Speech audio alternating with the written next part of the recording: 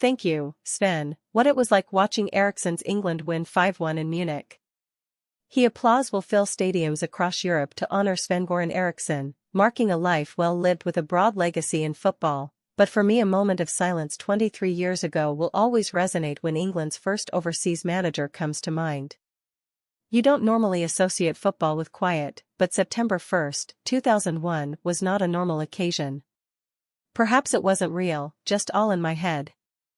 Rewatching on DVD, it's just a low hum preceding the roar.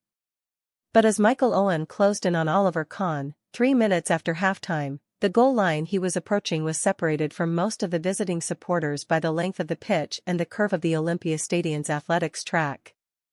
Emile Heskey headed David Beckham's cross down, Owen shot, Kahn dived, and we were suddenly thrust into a live version of A Question of Sports' What Happened Next round. Momentarily, the world around me seemed to stand still, even if the recording suggests otherwise.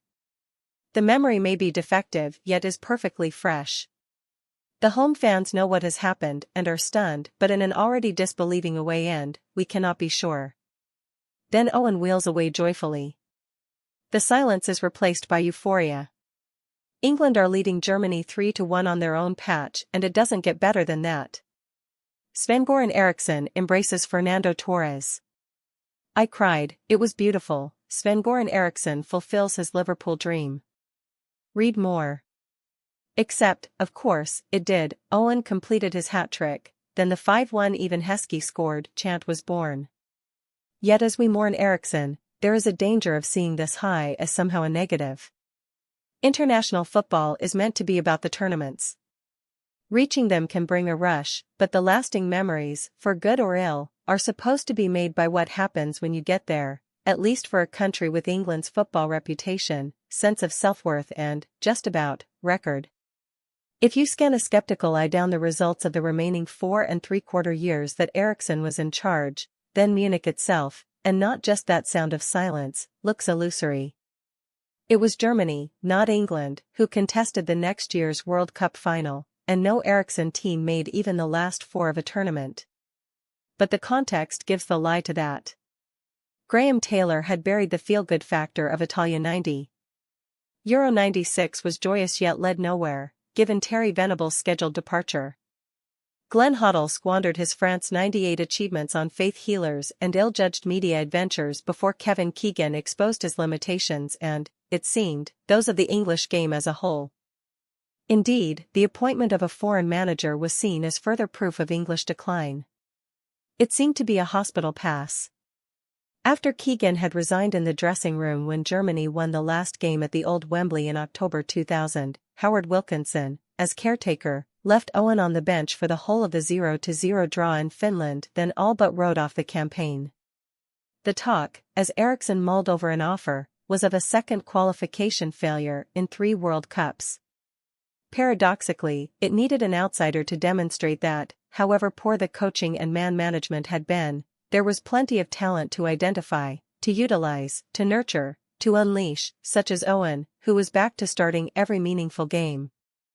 The sense of doom the previous autumn had, in fact, been overstated. Second place meant a playoff, after all, and a run of wins, Finland at home, Albania, and Greece away, meant Munich was, in some regards, a free hit. Lose, and there was time to regroup, win, and there was an unlikely route to topping the group, Germany having been held by Finland. Easier said than done. But in a critical way it wasn't about the doing, it was about the saying. Yes, it was improbable that England could win in Munich, but no, it was not impossible.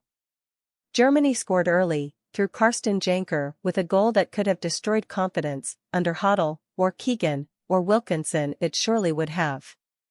But the message had got through about the improbable as opposed to the impossible, about the free hit. England kept playing, Owen soon equalized, and on the stroke of halftime Steven Gerrard arrowed the ball into the net's left corner.